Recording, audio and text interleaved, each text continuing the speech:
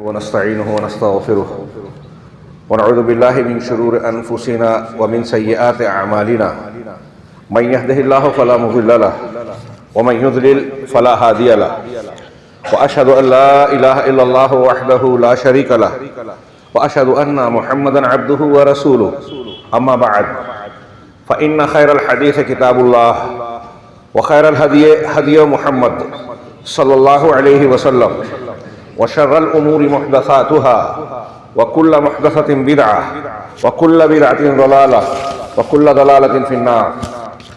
أعوذ بالله من الشيطان الرجيم. بسم الله الرحمن الرحيم. شرع لكم من الدين ما وصى به نوحا والذي أوحينا إليك وما وصينا به إبراهيم وموسى وعيسى أن أقيموا الدين ولا تتفرقوا فيه كبر على المشركين ما تدعوهم إليه اللہ یجتبی الیہ من یشاء ویہدی الیہ من ینیب. محترم حاضرین، خطبہ مسنونہ کے بعد میں نے قرآن کی ایک مشہور آیت سورہ شورى کی آپ حضرات کے سامنے تلاوت کی. اللہ رب العالمین نے اس آیت کریمہ میں ایک دو تین فقروں کے اندر ہمیں اپنے عظیم الشان احسان کا تذکرہ بھی فرمایا، متعدد کئی قسم کی ہدایتیں بھی بیان کی، اور اپنے انبیاء کرام علیہم السلام کی نبوتوں کا ثبوت بھی فراہم کیا، اور اس میں چیدہ اور منتخبہ انبیاء کا تذکرہ بھی کیا. فرمایا شرع لکم من الدین، اللہ رب العالمین نے تمہارے لیے دین کو مقرر کیا، مشروع کیا، جاری کیا. الدین، یہ اللہ تبارک و تعالیٰ کا سب سے بڑا احسان ہے کہ اس نے اپنے بندوں کی ہدایت اور ان کی اصلاح حال کے لیے ان کو ایک دین دیا، مکمل دین. اللہ رب العالمین کے بے شمار احسانات ہیں.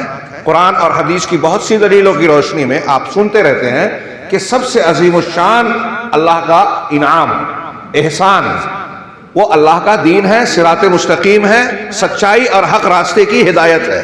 کائنات میں اس سے بڑھ کر کوئی قیمتی دولت سرمایہ ہے ہی نہیں.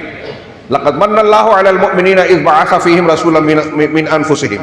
ایسی اور بھی دلیلیں جس میں اللہ نے اپنی اس نعمت کا بطور خاص ذکر کر کے احسان جتایا ہے کہ اللہ کا انعام ہے تم پر کہ محمد صلی اللہ علیہ وسلم کو بھیجا، اس کے ذریعے سے تم کو انعام دیا.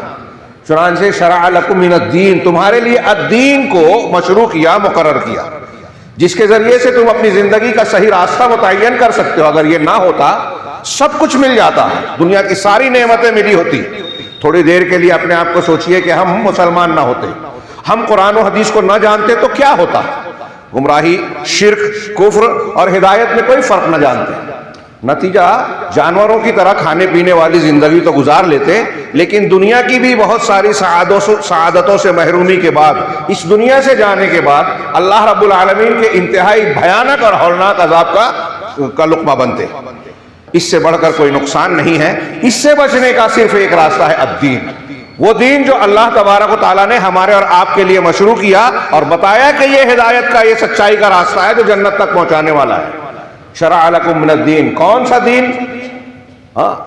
ما وصى به نوحا والذی اوحینا الیک، اس دین کو مشروع کیا جس کی وصیت، تاکیدی حکم ہم نے نوح علیہ السلام کو کی تھی، حضرت نوح علیہ السلام کو، اور اس کی وحی آپ کی طرف بھی کی.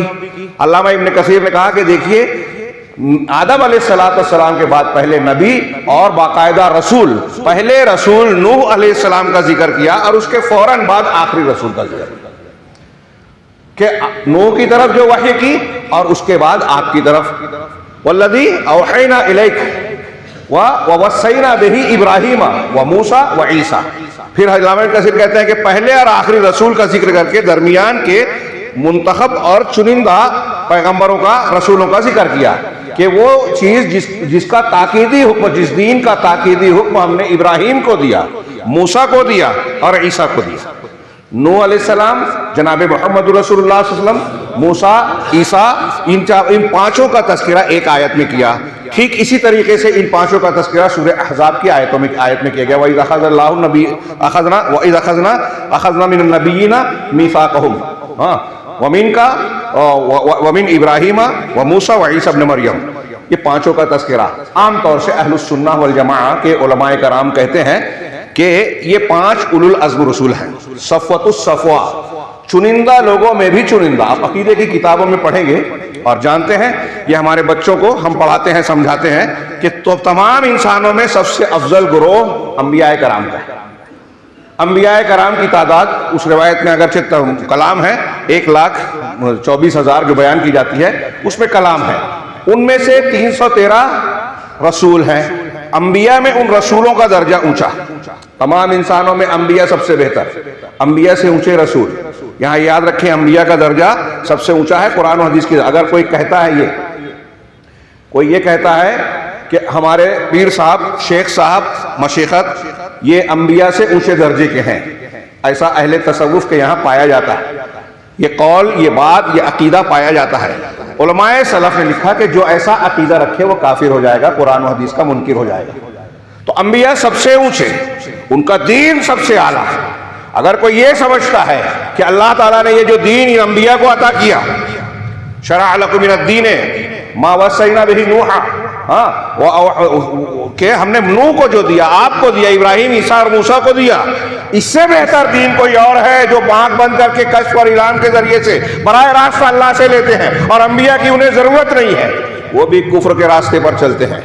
یہ چھوٹی موٹی بات نہیں ہے، اور میں اشارے میں کہہ رہا ہوں، یہ براہ راست موضوع نہیں ہے، آپ اندازہ لگائے۔ ہمارے قرب و جوار میں، ہمارے گرد و پیش میں ایسے عقیدے پائے جاتے ہیں جو نبی کے پیش کیے ہوئے دین کو، قرآن و حدیث کو چھوڑ کر اپنے پیر صاحب، اپنے سلسلے کو اور فلاں طریقے کو اختیار کرتے ہیں، اور ان کے ذہن و دماغ میں یہ ڈالا جاتا ہے، گھسایا جاتا ہے کہ انبیاء کرام قال اللہ قال رسول کو آپ دماغ سے نکال دیجئے، پیر صاحب نے، سلسلے کے شیخ نے جو بات کہی ہے اسے مان لیجئے، آپ نے بیعت کیا، کوئی اعتراض مت کیجئے، اللہ نے یہ کہا، رسول نے یہ کہا، اس کی ضرورت نہیں ہے، دیکھنے کی بھی نہیں ہے۔ پیر صاحب اگر قرآن حدیث کے خلاف بھی بات کہہ رہے ہیں، ہمارے شیخ سلسلے کے چشتی، قادری، نقشبندی، بہت واضح کہتا ہوں یہ بات، بہت سے لوگوں کو تعجب لگتا ہے یا برا لگتا ہے، لیکن اگر یہ بیان نہ کیا جائے تو اللہ تعالیٰ نے یہ جو انعام کیا ہے ہم کو، بہت سارے لوگوں کو، وہ لوگ اس سے ناواقف ہیں۔ یہ اللہ کا کلام کہہ رہا ہے کہ اللہ نے تمہارے لیے الدین کو مشروع کیا۔ ابھی میں اس پر گفتگو تھوڑی سی کروں کہ وہ دین ہے کیا۔ یہاں میں ذکر کر رہا تھا کہ جس دین کا تذکرہ کر کے اللہ نے دین انبیاء کا ذکر کیا، انبیاء میں رسول ان سے افضل، رسولوں میں اولو العزم رسول، اولو العزم رسول یہ 5 صحیح قول یا جمہور کے راجح قول کے مطابق، ان 5 میں سیدنا ابراہیم علیہ السلام اور جناب محمد رسول اللہ صلی اللہ علیہ وسلم، جن کو خلیلین کہا جاتا ہے، دونوں رحمان کے خلیل ہیں۔ واتخذ ابراہیم، ان اللہ اتخذنی خلیلا کما اتخذ ابراہیم خلیلا، بخاری مسلم کی حدیث میں کہ اللہ نے مجھے بھی، رسول اللہ صلی اللہ علیہ وسلم فرماتے ہیں، ایسے ہی خلیل بنایا جیسے ابراہیم کو خلیل بنایا۔ 2 خلیل سب سے اونچے، ان 2 خلیلوں میں سب سے اونچا درجہ خاتم النبیین کا، خاتم النبیین سید المرسلین جناب محمد رسول اللہ صلی اللہ علیہ وسلم کا درجہ سب سے اونچا۔ تو یہ 5 صفوۃ الصفوہ خیار الخیار ہیں۔ یہاں اللہ رب العالمین اس آیت میں فرما رہا ہے کہ ان 5 کے لیے دین کو، جس دین کو مقرر کیا وہی اس امت کے لیے ہے۔ اب ان 5 کے لیے جو دین ہے، اس سے یہ بھی پتہ چلا کہ سب کے دین کی اصل، انبیاء کرام کے دین کی بنیاد اور اصل ایک ہے، عقائد سب کے ایک ہیں، بنیادیں سب کی ایک ہیں، سب کے لیے وہی دین مشروع ہے، اللہ کی توحید، آخرت پر ایمان، فرشتوں پر، رسول کی اطاعت کرنا اور تقدیر کو ماننا، یہ ایسی چیزیں ہیں جس میں کوئی تبدیلی نہیں ہوتی۔ عقائد اور بنیادیں سب کے یہاں ایک، اگرچہ کچھ احکامات میں حالات، قوائف اور اللہ کی مشیت و حکمت کے مطابق کچھ فرق ہوا، لِكُلٍّ جَعَلْنَا مِنْكُمْ شِرْعَةً وَمِنْهَاجًا، ہر ایک کے لیے ہم نے زندگی کے احکام اور طریقے الگ الگ بنائے، تو احکام الگ رہے، دین سب کے ایک ہے۔ نبی کریم صلی اللہ علیہ وسلم نے فرمایا کہ نحن معاشر الانبیاء، کیا ہے، ہم انبیاء کی جماعت ہیں، ہمارے دین ایک ہے اور طریقے الگ الگ ہیں، ہم سب اخیافی اللہتی بھائی ہیں۔ اللہ کے رسول صلی اللہ علیہ وسلم کا فرمان ہے۔ بہرحال یہ میں عرض کر رہا تھا کہ ان 5 انبیاء کا اہل علم نے کہا کہ خاص ذکر کیا۔ اب سوچئے کہ یہ 5 ان کے حالات کے موافق مناسبت سے اللہ نے ایک دین دیا، اور حقیقت یہ ہے کہ اس دین کو، یہ جو میں نے ابھی درجے بتائے، اہل علم کہتے ہیں کہ کیوں ان کا درجہ اونچا اونچا، ایک سے اونچا دوسرا، تلک الرسل فضلنا بعضهم علی بعض، کیسے ہے؟ جس نے اس دین کے تقاضے، احکامات اور اس کی تقاضوں کو پورا کرنے کے لیے جتنی زیادہ محنت کی، جتنا اس کو پورا کیا، اس کا درجہ اتنا اونچا۔ توحید اور اللہ رب العالمین کے حقوق کی ادائیگی میں جس پیغمبر کو جتنا موقع ملا، اس نے توحید کے تقاضے کو جتنا پورا کیا، اتنا اس کا درجہ اونچا بنا۔ اس میں حضرت ابراہیم علیہ السلام، موسیٰ علیہ السلام اس سے پہلے، پھر حضرت ابراہیم، پھر جناب محمد رسول اللہ صلی اللہ علیہ وسلم۔ آپ کی شریعت، آپ کی شخصیت، آپ کا دین سب سے کامل مکمل توحید کے تقاضوں کو سب سے زیادہ پورا کرنے والا، زندگی کے، حیات کے جتنے بھی مقاصد ہیں سب سے زیادہ مکمل طریقے پہ جناب محمد رسول اللہ صلی اللہ علیہ وسلم نے پورا کیا، اس لیے آپ سب سے کامل ہیں۔ اب جو دین، جس دین کے تقاضوں کو پورا کر کے یہ لوگ اعلیٰ درجے کے بنے، کامیاب ہوئے، اس دین سے بہتر کوئی دین ہو سکتا ہے؟ الدین سے مراد کیا؟ اللہ تعالیٰ کہہ رہا ہے کہ اس نے مشروع کیا، آپ کو حکم دیا، ابراہیم، موسیٰ، عیسیٰ، ان لوگوں کو تاکیدی حکم دیا، کیا دیا؟ ان اقیم الدین، کہ الدین کا ایک کی اقامت کرو، اقامت دین۔ اقامت کا مطلب کیا؟ قائم کرنا۔ کیسے قائم کرنا ہے؟ اس کو عمل میں لانا ہے، اپنے اوپر نافذ کرنا ہے، دوسروں کو اس تک پہنچانا ہے۔ انبیاء کرام کو حکم دیا اللہ تعالیٰ نے، انبیاء کرام کو حکم دیا، سوال یہ ہے کہ ان انبیاء کرام نے اس حکم پر عمل کیا کہ نہیں کیا؟ نوح علیہ السلام نے کیا، ابراہیم علیہ السلام نے کیا یا نہیں کیا؟ ظاہر سی بات ہے انہوں نے اپنی ذمہ داری، ڈیوٹی اللہ تعالیٰ کا جو حکم تھا اس کو پورا کیا، اس میں کوئی خیانت، کوئی کوتاہی نہیں برتی۔ جو ایسا کہتا ہے کہ انبیاء اپنے مشن میں ناکام رہے، وہ گمراہ ہے، کفر کے راستے پر ہے، وہ کتنا بھی بڑا آدمی ہو۔ اگر کسی نبی کو ناکام کہتا ہے تو یہ کہہ رہا ہے کہ اللہ تعالیٰ نے اپنی نبوت کا انتخاب غلط کیا، اللہ پر الزام لگا رہا ہے۔ اور ہمارے یہاں ایسے اقوال پائے جاتے ہیں، شعور اختیار کیا جائے، وہ ان کی غلطی اگر اجتہادی ہوگی تو اللہ معاف کر سکتا ہے، ہمیں جانتے بوجھتے ایسے غلط اقوال کے پیچھے نہیں جانا چاہیے۔ تو اقامت دین یا دین کو قائم کرنا کیسے ہوتا ہے؟ اب حضرت ابراہیم علیہ السلام، میں عرض کرنا چاہتا ہوں، سمجھانے کے لیے خطبے کا وقت بہت محدود ہوتا ہے، ہاں آپ غور کیجئے، حضرت سیدنا ابراہیم کا واقعہ ہم ہر عید الاضحیٰ اور حج کے موقع پر پڑھتے ہیں نا ان کی زندگی۔ وَإِذِ ابْتَلَىٰ إِبْرَاهِيمَ رَبُّهُ بِكَلِمَاتٍ فَأَتَمَّهُنَّ، جب ابراہیم سے ان کے رب نے، ابراہیم کو ان کے رب نے کچھ کلمات کے ذریعے آزمایا تو انہوں نے اس کو پورا کیا۔ ہاں اب یہ کلمات کیا ہے؟ آپ علماء کرام سے بڑی تشریحات سنتے ہیں۔ سیدنا ابراہیم نے جس ماحول میں آنکھ کھولی، کس طرح سے تبلیغ کی، اپنے باپ کو نصیحت کی، باپ کے بعد قوم کو نصیحت کی، باپ کو جو ہے سورہ مریم میں کتنی بہترین تقریر کی، ہاں کہ ابا جان، ہاں یا ابتی لما تعبد ما لا يسمع ولا ما لا يسمع ولا ما لا يبصر ولا يسمع ولا يغني عنك شيئا، ابا جان آپ اس کی پوجا کیسے کرتے ہیں جو نہ سنتا ہے، نہ دیکھتا ہے، نہ آپ کے کسی کام آ سکتا ہے؟ ابا جان، ہاں میرے پاس علم آ گیا، ہاں اگر آپ میری بات مانیے، ہاں میں تم کو سیدھا راستہ بتاؤں گا۔ پوری تقریر سورہ مریم میں ملاحظہ فرمائیں۔ جب حضرت ابراہیم اپنے باپ کو یہ دعوت دے رہے تھے تو آپ اقامت دین کر رہے تھے، اقامت دین کا فریضہ انجام دے رہے تھے۔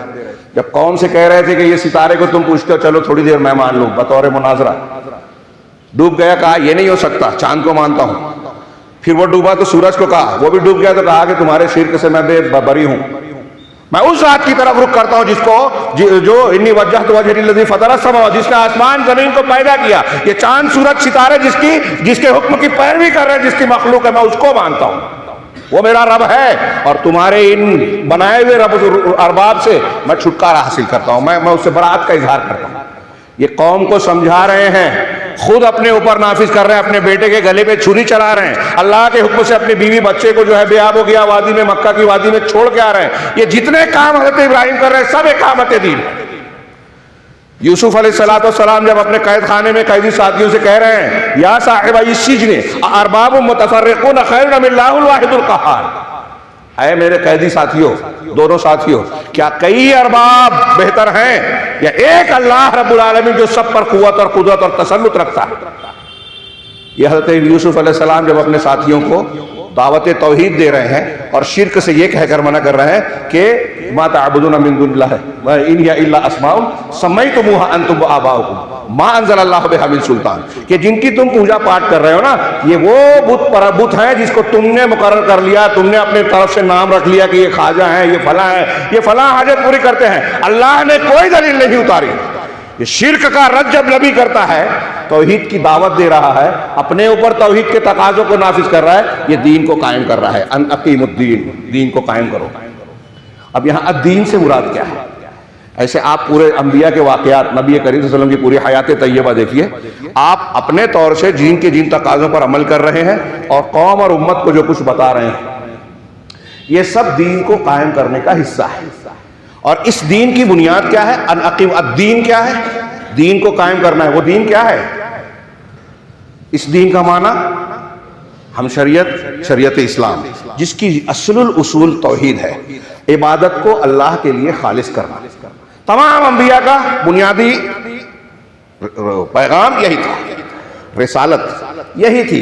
وَلَقَدْ بَعَثْنَا فِي كُلِّ أُمَّةٍ رَسُولًا، اللہ نے فرمایا کہ ہم نے ہر امت، ہر قوم میں رسول بھیجا۔ ہر رسول کی رسالت کیا تھی؟ ان اعبدوا اللہ، کہ اللہ کی عبادت کرو، واجتنبوا الطاغوت۔ کافی صرف اتنا نہیں ہے کہ آپ لوگوں سے کہو ایسا کرو ایسا کرو ایسا کرو، صرف یہ بتائیں کہ یہ فضیلت ہے، یہ فضیلت ہے، یہ فضیلت ہے۔ آج کل دعوت کا کام کچھ لوگ ایسا ہی کرتے ہیں کہ ہم دعوت کا کام کریں اور کسی کو برا بھی نہ لگے۔ میرے بھائی، انبیاء کا یہ طریقہ نہیں ہے۔ سارے انبیاء کی دعوت کا آغاز یہی ہے۔ ہاں، کل ہمارا عظمت توحید کانفرنس ہونے والی ہے، اس میں آپ سنیں گے توحید کی حیثیت کیا ہے۔ ہاں، آج کے لوگوں کو مسلمان کہتے ہیں اپنے آپ کو، جو پہلا سبق ہے، ہاں، اہل علم نے بیان کیا، اور آپ مطالعہ کر کے غور و فکر کریں تو معلوم ہوگا کہ نبی کریم صلی اللہ علیہ وسلم کے سماج اور معاشرے میں ایک بچہ اور بچی جن بنیادوں کو جانتی تھی، آج ہمارے یہاں بہت بڑے بڑے لوگ دین کے ٹھیکیدار اس سے ناواقف ہیں۔ ہوائی بات میں نہیں کہہ رہا ہوں، حقیقی ایک سچائی ہے، حقیقت ہے۔ دین کا کام کر رہے ہیں اور دین کی بنیاد سے ناواقف ہیں، دین کو قائم کرنے کی بات کرتے ہیں اور دین کے بھیجنے والے کے حقوق سے، اس کے اسماء و صفات، اس کی توحید سے ناواقف، اس کی اہمیت سے ناواقف، انبیاء کرام علیہ السلام کے دعوت اور دعوت کے طریقے سے ناواقف۔ اس طرح دعوت کا کام نہیں۔ دنیا میں کوئی دعوت جو نبی کے طریقے پہ نہ ہو، کامیاب ہو ہی نہیں سکتی، اس کے نتائج بہتر حاصل ہو ہی نہیں سکتے۔ یہ انبیاء کا طریقہ بتا رہے ہیں۔ ہم سماج کی اصلاح کرنا چاہتے ہیں، اپنے گھر کو سدھارنا چاہتے ہیں، جنت میں جانا چاہتے ہیں، تو یہ اللہ رب العالمین نے ہم کو پورا کیا، احسان کیا کہ ہم کو دین دیا۔ کون سا دین؟ وہ دین جو ابراہیم، نوح، عیسیٰ، موسیٰ، تمام انبیاء کا دین تھا، اور جناب محمد رسول اللہ صلی اللہ علیہ وسلم کو اس کی سب سے کامل، مکمل اور آخری شکل عطا فرمائی اور اس کے وارث ہم کو بنایا۔ وہ الدین کیا ہے؟ اٹھائیے، اللہ رب العالمین نے جو فرمایا فَأَقِمْ وَجْهَكَ لِلدِّينِ حَنِيفًا، اللہ تعالیٰ نے کہا اپنے رخ کو ایک رخ کر کے، ایک طرف کر کے، سب سے کٹ کر، ہٹ کر، صرف اللہ رب العالمین کی طرف اپنے چہرے کو موڑ لیجئے، صرف اللہ کے لیے عبادت کیجئے، اسی کے لیے دین کے کام کیجئے، اخلاص لائیے، تقوی لائیے، جینا مرنا اللہ کے لیے، صرف اسی کی طرف اس سے لو لگائیے۔ فطرت اللہ التی فطر الناس علیہا، یہ اللہ کی فطرت ہے جس پر لوگوں کو پیدا کیا۔ کل مولود یولد علی الفطرہ، ہر بچہ فطرت پر پیدا ہوتا ہے۔ فابواہ یحودانہ او ینصرانہ او یمجسانہ، ماں باپ اس کو یہودی، نصرانی اور مجوسی بناتے ہیں۔ اللہ کے رسول صلی اللہ علیہ وسلم نے یہ نہیں فرمایا، بخاری مسلم کی مشہور حدیث ہے کہ فطرت پر پیدا ہوتا ہے، ماں باپ یہودی، نصرانی، مجوسی بناتے ہیں، یہ نہیں کہا کہ یہ ماں باپ مسلمان بناتے ہیں۔ کیوں؟ اس لیے کہ مسلمان تو وہ پیدا ہوا ہے، وہ اسلام پر۔ اب مسلمان ماں باپ اگر اسلام پر باقی رکھتے ہیں تو فطرت پر قائم رکھتے ہیں۔ اگر ایک آدمی غیر مذہب کو اختیار کرتا ہے اسلام سے ہٹ کر، تو وہ فطرت سے ہٹ رہا ہے، اپنی فطرت کو بگاڑ رہا ہے۔ اللہ نے کہا لا تبدیل لخلق اللہ، اسی آیت میں فاقم وجہک للدین حنیفا فطرت اللہ التی فطر الناس علیہا لا تبدیل لخلق اللہ۔ اللہ کی مخلوق میں تبدیلی نہیں ہے، تخلیق اور بناوٹ میں۔ تو کچھ لوگوں نے کہا کہ یہاں خبر بمانا امر ہے، یعنی لا تبدیلہ کا اس معنی میں ہے کہ لا تبدلو، تم تبدیل نہ کرو اللہ کی فطرت کو، یعنی توحید کے راستے سے، دین کے سچے راستے سے ہٹ کر شرک اور بدعت کے راستے پر مت جاؤ، ورنہ تم اللہ کے راستے میں، اللہ کی تخلیق میں بگاڑ کر رہے ہو۔ جو اللہ نے صراط مستقیم دیا، تمہاری جو فطرت بنائی تھی توحید کی، اس سے ہٹ گئے تو فطرت کو تم نے تبدیل کر دیا۔ اور بھی دوسرا معنی ہے، اس کو ابھی چھوڑتے ہیں، راجع معنی یہی بیان کیا اہل علم نے تو لا تبدیل لخلق اللہ، اللہ تعالیٰ کی مخلوق کو تبدیل نہ کرو، یعنی شرک و کفر اور فطرت کو بدل کے غلط راستوں کو اختیار نہ کرو. یہ الدین کیا ہوا؟ اس آیت کے مطابق یہ توحید کا راستہ ہوا. اپنے دین مرنے کو، زندگی کو، اپنی عبادات کو، ظاہر باطن کو، نماز، روزہ، حج، زکوٰۃ، دعوت، سب کو اللہ کے دین کے تابع کر دو. اللہ کے لیے کرو، اور کیسے؟ اللہ کے بتائے ہوئے، رسول کے ذریعے سے بتائے ہوئے طریقے پہ کرو. یہ ہے الدین. اللہ تبارک و تعالیٰ نے نقل کیا جب ابراہیم علیہ السلام اور یعقوب علیہ السلام نے اپنے بیٹوں کو نصیحت کی، یہ وصیت کی، یا بنی ان اللہ اصطفیٰ لکم الدین فلا تموتن الا وانتم مسلمون، کہ بیٹو تم لا تموتن، تمہیں موت ہرگز نہ آئے مگر اس حالت اللہ نے تمہارے لیے الدین کو منتخب کیا. ان اللہ اصطفیٰ لکم الدین. غور کیجئے، حضرت ابراہیم، حضرت موسیٰ، حضرت یعقوب کہہ رہے ہیں اپنے بچوں کو تربیت دینی چاہیے، سکھانا چاہیے کہ جو دین اللہ نے دیا ہے اسی دین کو اللہ نے چنا ہے تمہارے لیے، تو تمہاری موت اسی حالت میں آئے کہ تم اسی دین پر قائم رہو. اور علماء مفسرین نے کہا یعنی انسان کو اپنے تمام زندگی کے حالات میں اس بات پر آگاہ رہنا چاہیے کہ ہم ہر حال میں مسلمان رہیں، توحید پر رہیں، کہیں ہم سے جانے انجانے شرک کا ارتکاب نہ ہو جائے. بہت اہم بات ہے. شرک اور توحید یہ ہماری نجات کی بنیاد ہے، دین کی بنیادی چیز ہے. اس کو ہلکے میں نہیں لینا چاہیے. اس پر گفتگو ہو تو یہ نہیں کہ ہم کو بہت معلوم ہے، نہیں جانتے ہمارے ہندوستان پاکستان کے لوگ. اگر یہ شرک اور توحید کو جانتے، اس کی عظمت کو جانتے، تو ہمارے ہاں لوگ مرتد نہ ہوتے، یہ گمراہیاں نہ پھیلتی. یہ جو ڈفلی بجانے والے وہ یہود و نصارہ کے ایجنٹ ہمارے نوجوانوں کو بہکاتے ہیں، گمراہ کرتے ہیں، کوئی صحابہ کرام کو گالیاں دے رہا ہے لوگ اس کے معتقد. وہ کون ہے؟ مرزا پاکستان کا. مجھے حیرت ہوتی ہے کہ ہمارے اہل حدیث نوجوان اس سے متاثر ہوتے ہیں، منکرین حدیث سے متاثر ہوتے ہیں، ان لوگوں سے متاثر ہوتے ہیں جو تحریکیت کی بات کرتے ہیں، نبی کے طریقہ دعوت و تربیت کو چھوڑ کر جوشیلی، جذباتی اور تحریکی باتیں کرتے ہیں. یہ اس بات کی دلیل ہے میرے بھائیو ہمارے درمیان سے اس قسم کے لوگوں کا پیدا ہونا کہ ہم نے توحید پر الدین کی تربیت نہیں کی ہے. اگر صحیح تربیت ہو، دین کا صحیح فقہ ہم اپنے بچوں کو دے دیں تو ناممکن ہے کہ ایسے ڈفلی بجانے والوں سے ہمارے نوجوان متاثر ہو رہے ہیں. ہمارے ہاں لوگ مرتد ہو رہے ہیں، بچیاں دین کو چھوڑ رہے ہیں، توحید کی قیمت نہیں جانتے. وہ دور تھا کہ الاحد الاحد کہتے ہوئے حضرت بلال جو ہے گھسٹ رہے ہیں، شہید ہو گئے اپنے صحابہ کرام، لیکن اپنی توحید کو قربان نہیں کیا. یہاں چھوٹے چھوٹے مسئلے پر لوگ بحث کرتے ہیں، اصولوں کو، ضابطوں کو جو ہے ٹھکانے کنارے کر کے رکھا ہے. یہ ابھی آیت پڑھیے، الدین کیا ہے؟ انبیاء کرام کا طریقہ، وہ دین توحید ہے. توحید کو لوگ غیر اہم سمجھتے ہیں. یہ باتیں آئے گی. آج آپ دیکھیں گے پوری دنیا میں بہت سی دعوتیں ہیں، تنظیمیں ہیں. آپ دیکھیے کہ ان دعوتوں اور تنظیموں میں توحید کی بنیاد کو کتنے لوگ اختیار کیے ہوئے ہیں. الحمدللہ سلفی جماعت اہل الحدیث، جن کو مختلف القاب سے لوگ متہم کرتے ہیں اور بدنام کرنے کی کوشش کرتے ہیں، یہود و نصارہ بھی کرتے ہیں اور ہمارے درمیان بھی اہل بدعت. امام حاکم نے ابن قطان کا قول نقل کیا اور بھی سلف کا قول ہے کہ آپ دنیا میں کسی بھی بدعتی کو پائیں گے وہ اہل الحدیث سے بغض ضرور رکھے گا. کیوں؟ یہ اہل حق ہیں، ان کے پاس صحیح دین ہے، اور جو بدعتی ہے ان کے پاس بگڑا ہوا دین ہے. ان کے بگڑے ہوئے دین کو صحیح دین والوں سے خطرہ ہوگا. اہل بدعت آپس میں ایک دوسرے سے موافقت کریں گے، اہل الحدیث کو گالیاں دیں گے، برا بھلا کہیں گے. دیکھ لیجئے یہود، نصارہ، ہنود، دنیا کے جتنے لوگ ہیں وہ آج ٹریننگ دے رہے ہیں ہمارے یہاں کی ایجنسیوں کو کہ اصل اسلام کی ان کے پاس ہے، وہ بتا رہے ہیں. یہ یورپ اور امریکہ کے تھنک ٹینک کو معلوم ہے کہ قرآن و حدیث کا نام لینے والے ان کو تشدد پسند طبقے میں رکھا ہے.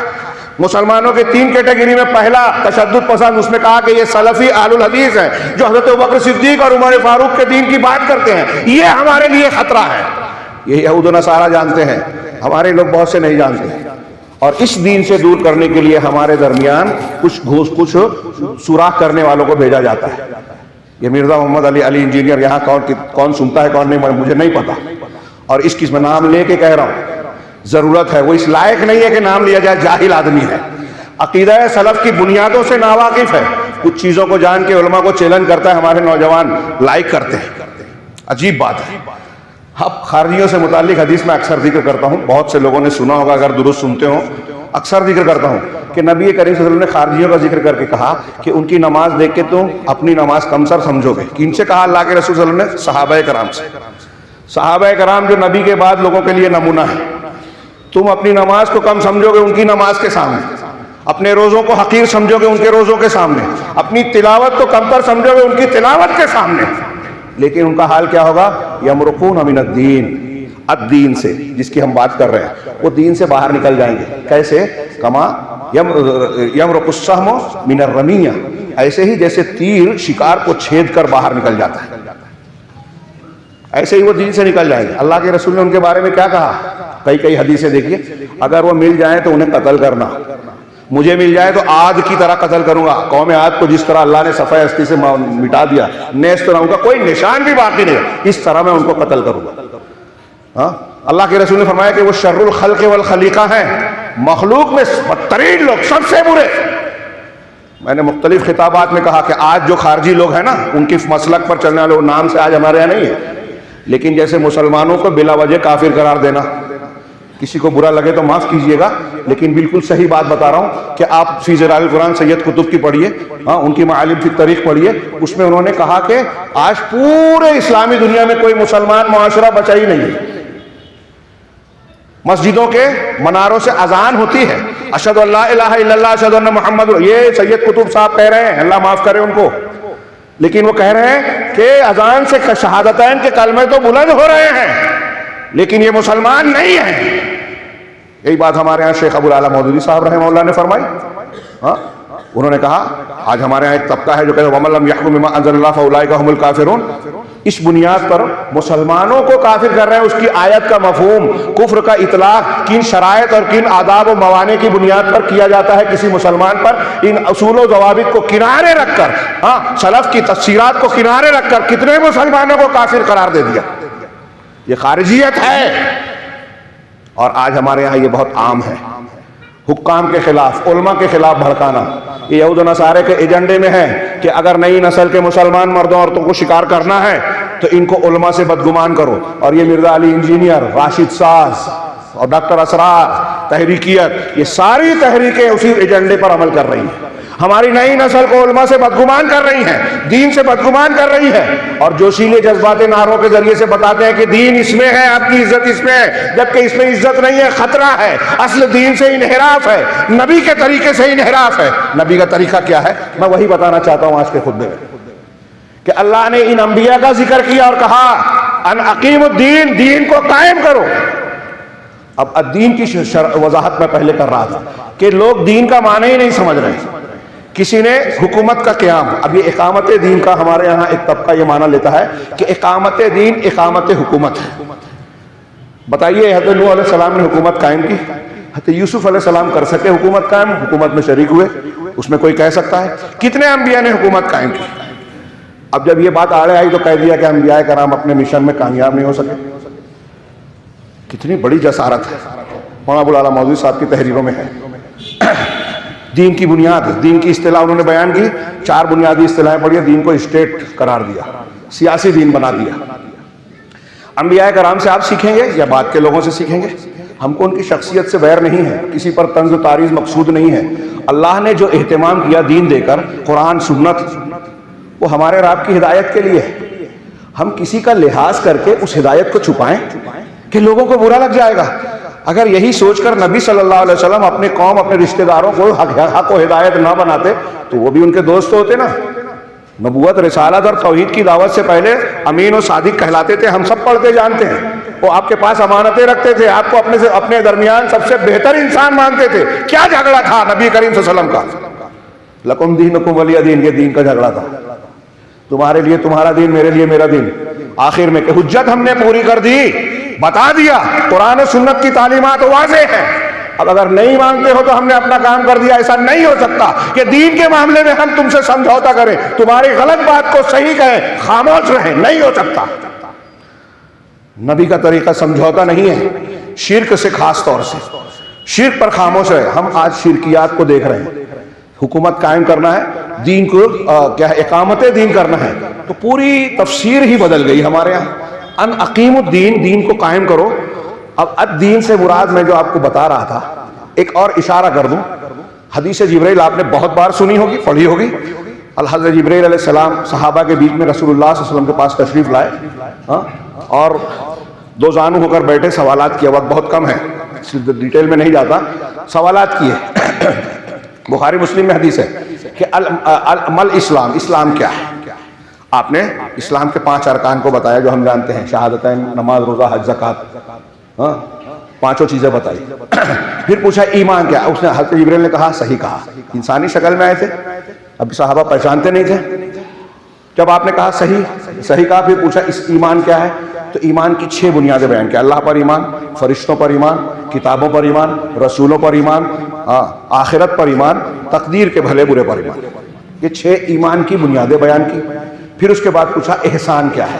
کہا اللہ کی عبادت اس طرح کرو کہ تم انہیں دیکھ رہے ہو، اور نہیں تو کم سے کم یہ کہ وہ آپ کو دیکھ رہا ہے، یہ احسان ہے. پھر پوچھا قیامت کی قیامت کب واقع ہوگی. اللہ کے رسول نے کہا کہ مسئول سائل سے زیادہ نہیں جانتا، یعنی جس سے سوال کیا جا رہا ہے وہ بھی اتنا ہی ناواقف ہے جتنا سائل پوچھنے والا. کوئی نہیں جانتا قیامت کب واقع ہوگی. اللہ کے رسول عالم الغیب نہیں تھے، جتنا اللہ نے دیا اتنا ہی جانتے تھے. پھر پوچھا اس کی نشانیاں کیا ہے. آپ نے نشانیاں بتائیں. اس کے بعد آخر میں اس حدیث میں آپ دیکھیں گے کہتے اللہ کے نبی صلی اللہ علیہ وسلم نے بعض صحابہ سے حضرت عمر سے وضاحت کی ملاقات کر کے، جانتے ہو وہ کون تھے جو آئے تھے. کہا اللہ اور رسول بہتر جانتے ہیں. کہا فإنہ جبرائیل، کہ وہ حضرت جبرائیل تھے. اتاکم لیعلمکم دینکم، الگ الگ الفاظ ہیں بخاری مسلم میں، کہ اس لیے آئے تھے تمہارے پاس تاکہ تم کو تمہارا دین سکھائیں. دین سیکھنے سکھانے کا ایک طریقہ یہ ہے جو حضرت جبرائیل کے ذریعے اللہ نے کیا، انتظام کیا. کتنا اہتمام کیا، مذاق ہے یہ، ہوائی ہے. تو جن چیزوں کو حضرت جبرائیل نے پوچھا، ایمان، اسلام، احسان، علامات قیامت، یہ چیزیں کیا ہے، ہمارا دین ہے. اور ان کی تفصیل اور ان ساری چیزوں کے متعلقات میں جائے نا تو پورا دین اس میں سمٹتا ہے. کسی اور موقع سے آپ سنتے ہوں گے، فی الحال اس کی تشریح کا موقع نہیں ہے. تو میں یہ عرض کر رہا تھا کہ حضرت جبرائیل کے ان سوال و جواب کو اللہ کے رسول کیا فرما رہے ہیں کہ یہ دین سکھانے آئے تھے. اس کا مطلب اسلام، ایمان، احسان، اللہ، یہ دین ہے اور اس کو قائم کرنا ہے، اس دین کو قائم کرنا ہے. اللہ کے رسول صلی اللہ علیہ وسلم حضرت جبرائیل بتا رہے ہیں کہ یہ دین ہے، اور ہم کہیں کہ سیاست ہے، ہم کہیں کہ صرف فضائل ہیں. یہ واقعات پڑھیں، اختلاف میں نہ پڑھیں، مسائل میں نہ پڑھیں، فلاں میں نہ پڑھیں. فلاں نے ایک بزرگ نے آ کے ایک تشریح کر دی. قرآن حدیث کہہ رہے ہیں کہ صحابہ کرام سے اللہ راضی ہوا. اللہ کے رسول کہہ رہے ہیں میرے ایک صحابی کو بھی برا بھلا نہ کہنا. اور ہمارا نوجوان شوق سے اس آدمی کو سن رہا ہے جو صحابہ کرام پر کیچڑ اچھال رہا ہے. وہ ایک مرزا نہیں ہے، ایسے کئی ہیں. خلافت و ملوکیت کے نام پر جو ہے، اس کے نام پر جو ہے صحابہ کرام کو ہم انسان مانتے ہیں. خطائیں ہوئی لیکن ان کی خطائیں قطرہ ہے اور ان کی نیکیاں جو ہے سمندر ہے. ان کی خطائیں ہیں تو اجتہادی ہیں. ہر انسان سے، امام حنیفہ، امام شافعی سے جو غلطی ہوئی ہم کہتے ہیں اللہ وہ اجتہادی ہے، اللہ کے یہاں اجر اس پر بھی ملے گا. تو یا تو صحابہ کرام کی غلطیاں اجتہادی ہیں، اور اگر ہوئی ہے تو اس کو ان کی نیکیاں ان کو سبب مٹا دینے والی ہے. انہوں نے توبہ استغفار کی. ایسے کئی جواب اہل سنت کے علماء نے دیا. لیکن آج ایک مسلمان، ایک نوجوان بیٹھ کر توحید، سنت، دعوت، تربیت کو چھوڑ کر جو کام کی اور مفید چیزیں ہیں اس کو نظر انداز کر کے بحث کرتا ہے علماء کے بارے میں کہ یہ ہمارے لیے کربلا کے واقعات، امیر معاویہ اور فلاں کے کردار کو چھپاتے ہیں. چھپاتے نہیں ہیں، وہ علم والے ہیں، آپ جاہل ہیں. آپ جس کے پیچھے بھاگ رہے ہیں وہ جاہل ہے. صحابہ کرام کے معاملات سے، ان کے مقام سے ناواقف ہے. وہ اللہ اور رسول کی بات کی مخالفت کر رہا ہے، کفر کے راستے پہ جا رہا ہے. صحابہ کرام کو اگر آپ نے مجروح کر دیا، امام ابو زرع اور بہت سارے سلف کہتے ہیں کہ صحابہ نے قرآن کو ہمارے لیے روایت کیا، حدیثوں کو روایت کیا. یہ قرآن حق ہے، حدیثیں حق ہے، یہ دین کی بنیاد ہے. اگر آپ نے صحابہ کرام کو، اولین راویان کو مجروح کر دیا تو قرآن بھی محفوظ نہیں رہا، حدیث بھی محفوظ نہیں رہی. جو لوگ صحابہ کرام کو نشانہ بنا رہے ہیں وہ دین کو نشانہ بنا رہے ہیں. ابو ذر راضی، امام احمد کہہ رہے ہیں کہ جو کوئی صحابی کا برا کہے اس کو جان جاؤ کہ یہ زندیق ہے، ملحد ہے، اس کو لائق مت کیجئے. ہمارے نوجوان سنتے ہیں، فارورڈ کرتے ہیں، علماء پہ تنقید کرتے ہیں، تو یہود و نصارہ کے ایجنڈے پہ عمل کر رہے ہیں کہ علماء کو بدنام کریں، اور جو ہماری دین کی بنیادوں کو کھود رہا ہے، اس میں سوراخ کر رہا ہے، اس کو ہم فارورڈ کر رہے ہیں، سن رہے ہیں، لائک کر رہے ہیں، سبسکرائب کر رہے ہیں. بہت بڑا دھوکہ ہے. اللہ تبارک و تعالیٰ، وقت نہیں رہا، میں آیت کو پورا کروں. اللہ تعالیٰ نے ان انبیاء کے بارے میں کہا کہ ان کی طرف ہم نے وحی کیا کی، ان اقیم الدین، دین کو قائم کرو. وہ دین کیا ہے؟ توحید، رسول کی بات کو ماننا، یہ بنیاد ہے ایمان۔ اسلام کی جو بنیادیں بیان کی وہ الدین ہے۔ اللہ کے رسول، میں نے 2-3 آیتیں بیان کی اور حدیث جبرائیل کی طرف اشارہ کیا، اس کو قائم کرنا، دین کو قائم کرنا اس طرح سے کہ اپنے آپ پر دین کو نافذ کیا جائے، اس میں سر فہرست توحید ہے۔ توحید آپ نے نہیں سمجھی، اگر آپ کے عمل میں عقیدے میں شرک اکبر آ گیا تو کوئی دن، زندگی کا کوئی دن اگر آپ نے تہجد نہیں چھوڑی بیکار ہے۔ ہر روز آپ نے تہجد پڑھی، جس دن سے نماز آپ پہ فرض ہوئی اس سے پہلے سے لے کے مرنے تک کوئی دن تہجد نہیں چھوٹی، لیکن شرک اکبر کیا، عمل برباد۔ قرآن کہتا ہے، سن چکے ہیں آپ بار بار، وَلَقَدْ أَوْحَيْنَا إِلَيْكَ وَإِلَى الَّذِينَ مِن قَبْلِكَ لَئِنْ أَشْرَكْتَ لَيَحْبَطَنَّ عَمَلُكَ۔ آپ کی طرف اور آپ کے پہلے انبیاء کی طرف بھی ہم نے وحی کی کہ اگر آپ نے بھی شرک کیا آپ کے سارے عمل برباد۔ کتنی صاف چمکتی ہوئی بات ہے، کتنے مسلمان اس پر توجہ دے رہے ہیں، نیکیاں کر رہے ہیں، فضائل پہ عمل کر رہے ہیں، دین کی محنت کر رہے ہیں، شرک نہیں معلوم۔ اللہ نے یہ کہا کہ ان اقیموا الدین ولا تتفرقوا فیہ، دین کو قائم کرو اور اس میں فرقہ بندی نہ اختیار کرو۔ کس میں؟ دین میں۔ دین میں فرقہ کیسے ہوتے ہیں؟ اب ہمارے یہاں کچھ لوگ تشریح کرتے ہیں کہ ارے شرک اور بدعت کو رد کرو گے تو انتشار ہوگا، ایک ہو جاؤ، مسلمانوں کے ایسے حالات ہیں ویسے حالات ہیں، اتنا لوگ حملہ کر رہے ہیں، ان حالات میں کیا ہم بدعت سے، شرک سے سمجھوتا کر لیں؟ یہ سمجھا ہی نہیں ہے انہوں نے، اب دین کو نہیں سمجھا اور دین کی دعوت دے رہے ہیں۔ کس دین کو آپ قائم کریں گے؟ کوئی نبی ایسا بتائیے جس نے اپنے دین میں شرک کو برداشت کیا ہو۔ اب آپ کہتے ہو کہ کوئی شرک کر رہا ہے، کوئی بدعت کر رہا ہے، سب چلے گا، ایک ہو جاؤ۔ شرک اور بدعت کی وجہ سے ہی تو مسلمانوں میں تفرقہ ہے۔ وَلَا تَتَفَرَّقُوا فِيهِ کو سمجھا ہی نہیں ہے آپ نے۔ اس دین میں تفرقہ نہ کرو، گروہ نہ بناؤ۔ دین میں تفرقہ اور گروہ کیسے ہوتا ہے؟ بدعت سے ہوتا ہے، شرک سے ہوتا ہے۔ نبی اور صحابہ کے طریقے کو آپ نے اختیار کیا، تفرقہ ختم۔ صراط مستقیم پہ آپ ہیں اور جہاں اس راستے سے ہٹے نیا راستے پہ چلے گئے، اور 72-73 فرقے ایسے ہی بنے کہ صراط مستقیم کے اصولوں سے ہٹ کر کسی نے کوئی بدعت اختیار کی، کوئی نیا راستہ بنایا، نیا اصول اختیار کیا، وہ اللہ اور صحابہ کرام کے راستے سے ہٹ گیا۔ ما انا علیہ واصحابی، 73 فرقوں میں سے نجات پانے والا وہ گروہ ہوگا جو نبی اور صحابہ کے طریقے پہ ہو۔ جس نے نیا طریقہ اختیار کیا وہ نبی اور صحابہ کے طریقے سے ہٹ گیا، اب راستے سے ہٹ بھی گیا اور آپ کہتے ہو کہ پھر چل لے دو، وہ اپنے راستے پہ، ہم اپنے راستے پہ۔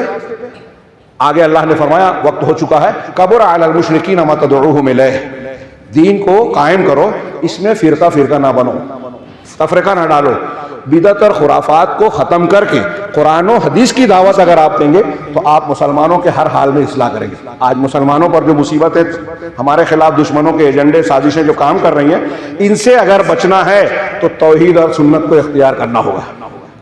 توحید سے ہٹ کر شرک ہوگا، سنت سے ہٹ کر بدعت ہوگی، تو قرآن حدیث اٹھائیے۔ اللہ کے رسول نے، اللہ تعالیٰ نے وعدہ کیا ہے کہ ہم کو ذلیل کر دے گا، فتنے آئیں گے، اللہ کا دردناک عذاب آئے گا، پتھروں کی بارش ہوگی، اور یہ آج مسلمان جھیل رہے ہیں سنت کا مخالفت کر کے۔ تو اس دین میں تفریقہ نہ کریں، نئے نئے گروہ نہ بنائیں، اصول نہ، قرآن اور حدیث کو اختیار کریں۔ اب آگے اللہ نے فرمایا کبر علی المشرکین ما تدعوہم الیہ، مسلمانوں کو مشرکین پر بہت سخت ہے وہ بات جس کی طرف آپ ان کو دعوت دے رہے ہیں۔ مشرکین پر کیا سخت ہے؟ توحید کی دعوت۔ آج ہمارے مسلمانوں کو توحید کی دعوت بڑی بھاری پڑتی ہے۔ کچھ لوگ کہتے ہیں یہ توحید کرتے رہتے ہیں۔ ابھی دیوبند کا ایک بڑا سوال پوچھنے والے، یہ غیر مقلد توحید بہت کرتے ہیں، کیا بات ہے ان کے بارے میں؟ تو انہوں نے بھی جواب بڑا عجیب و غریب دیا کہ یہ توحید کا مطلب ہوتا ہے اللہ کو ایک ماننا، یہ کرنا، لیکن یہ غیر مقلد ہم کو تنابز کے طور پر کہتے ہیں۔ یہ جو ہے ان چیزوں کو اس میں غلو اور افراط کرتے ہیں، اور ان چیزوں کو بھی شرک میں بتا دیتے ہیں جو شرک نہیں ہے، جیسے بزرگوں سے تبرک حاصل کرنا آداب کے ساتھ، اور فلاں دو مثالیں دی۔ انا للہ و انا الیہ راجعون۔ آپ دیوبند، میں نے ابھی محصلہ میں یہ بات کہی، کتنا بڑا ادارہ ہے، کتنے بڑے بڑے علماء ہیں۔ اب ایک عام آدمی، جاہل آدمی ان کے علماء کی بات سنے گا، فتویٰ پڑھے گا، تو اس کو مانے گا کہ نہیں مانے گا؟ تھوڑی دیر کے لیے مسئلے کی سنگینی سوچیے کہ شرک اور توحید دین کی بنیاد کا یہ معاملہ ہے، اس میں جب ایک بڑے مقام سے غلط توجیہ کی جا رہی ہے تو عوام کہاں جائے گی؟ کتنی ضرورت ہے کئی عقیدے کو پھیلانے کی، سمجھانے کی، بڑوں کو اور علماء کو بتانے کی ضرورت ہے، عوام تو دور کی بات ہے۔ یہ ان فتووں سے معلوم ہو رہا ہے ہمارے یہاں میں نے بعض خطابات میں کہا سید قطب صاحب اور دوسرے لوگوں کی بڑی بڑی جن کو لوگ فالو کرتے ہیں ان کے یہاں لا الہ الا اللہ کی تفسیر آپ کو غلط ملے گی. پھر سے کہہ رہا ہوں ممبر رسول سے پوری ذمہ داری کے ساتھ کہہ رہا ہوں اور اپنی ذمہ داری سمجھتے ہوئے, اللہ قبول کرے. ہاں کہ بڑے بڑے بزرگوں کو جن کے پیچھے لوگ چلتے ہیں آج لا الہ الا اللہ کے معنی کی تشریح غلط کرتے ہیں. لا حاکم الا اللہ, لا حاکمیت الا اللہ, یہ ان کی تشریح ہے تحریکیوں کی جو صحیح نہیں ہیں سلف کے اور قرآن و سنت کے, بلکہ عربی زبان کے تقاضے کے بھی موافق نہیں ہے. پھر وہ قل اللہ احد میں احدیت کی تفسیر کرتے ہیں تو وحدت الوجود بیان کرتے ہیں جو صوفیہ کا, حقیقت میں ہندوؤں کا اور ان سے پہلے یونان کے فلاسفہ کا عقیدہ ہے کہ ساری کائنات اللہ ہی اللہ ہے, آپ میں اس میں اس میں سب میں اللہ ہے. لہذا وہ لا الہ کی تشریح کرتے ہیں. لا الہ الا اللہ کا معنی لا موجود الا اللہ, کہ اللہ کے سوا کوئی موجود ہی نہیں ہے, سب میں سب چیزیں اللہ ہی اللہ ہے. انا للہ. یہ اہل علم ہم اور آپ قرآن حدیث کے مطابق دنیا کا سب سے گھناؤنا شرک ہے, سب سے بڑی گمراہی ہے. لا الہ الا اللہ جو کلمہ توحید ہے, اس کلمہ توحید کو کلمہ شرک بنا دیا ان لوگوں نے. اور لا حاکم الا اللہ, اللہ کے سوا کوئی حاکم نہیں, یہ بات تو صحیح ہے لیکن لا الہ الا اللہ کا یہ معنی نہیں ہے, اس کا ایک جز ہے. اب سوچئے, میں یہ کہنا چاہ رہا ہوں, بتانا چاہ رہا ہوں کہ ایسے بڑے بڑے لوگ جو ہیں وہ اتنی بڑی غلطی اور فاش دین کی بنیاد کو غلط تشریح کر رہے ہیں. ہاں تو کہاں جائے آدمی؟ ہاں آپ دیکھیے اللہ تعالیٰ نے آگے فرمایا کہ اللہ یجتبی من یشاء, اللہ جس کو چاہتا ہے چنتا ہے. علماء میں, انبیاء میں, علماء میں ان کو جس کو اس کے لائق سمجھتا ہے ان کو چنتا ہے. ہاں وَيَهْدِي إِلَيْهِ مَن يُنِيبُ, اور اپنی طرف ہدایت دیتا ہے اس کو جو انابت کرے, سچے دل سے اللہ کی طرف پلٹتا ہے, اس کو اللہ ہدایت دیتا ہے. اگر ہم اور آپ چاہتے ہیں کہ ہم کو صحیح راستہ ملے تو قرآن کی آیت کہہ رہی ہے کہ ہم سچے دل سے اللہ کی طرف پلٹیں تو اللہ ہمیں راستہ ضرور بتائے گا. دعا مانگے.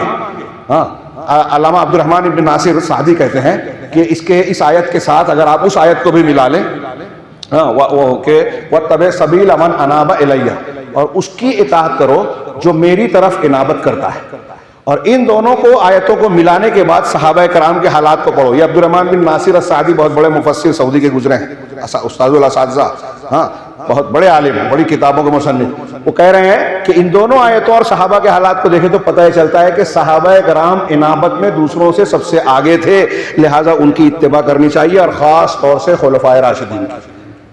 اب ہمارے ہاں جو ایرے غیروں کو اپنا لیڈر بنا رہا ہے, سبسکرائب اور لائک کر رہا ہے, مرزا فلاں اور فلاں, وہ صحابہ کرام کے مقام کو کیا پہچانے.